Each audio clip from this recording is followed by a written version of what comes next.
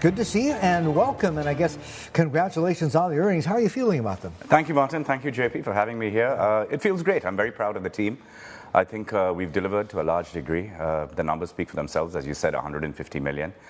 We had some write-offs in 2022, but even if you exclude those write-offs, we were up about 77% for the year. So I'm pretty proud of that. I'm also proud of the fact that, now you mentioned Dare Plus. When we launched Dare Plus in November 2021, we gave a target and we said we'd be at 150 million of net income in 2 years by 2023. But of course, since we made that announcement in November 2021, the world has changed, right? We have Russia, Ukraine, we have geopolitics, we have macro, we have inflation, but we've delivered on those targets.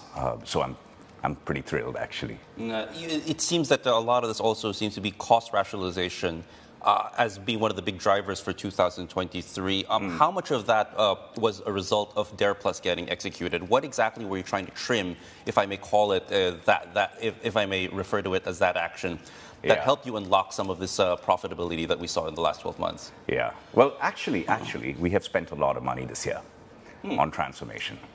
So the numbers that we've achieved are actually despite the spending that we've made in transformation. So how have we done it? Dare Plus is all about cloud, it's about digital, it's about moving our platforms to cloud. And with a lot of that, we have actually shifted from CapEx, asset-heavy models, to OpEx and asset-light models. So what that does for us, first of all, it's a fairer representation of our financial performance. Number two, it allows us to boost our free cash flow and our net profit. So it's very much to do with Dare Plus. It's part and parcel. That rising net profit is part and parcel of moving CapEx to OpEx, asset-light, and all about Dare Plus. Can you elaborate more on that particular strategy? Because it seems to be central to Dare Plus, moving from capital expenditures, which are very heavy and very fixed, towards operating expenditures. How exactly are you doing that, and what are some of the key milestones that you've hit as you make that shift, Nikhil? Yeah, so for instance, all of our IT is moving to the cloud, in consumer and in enterprise.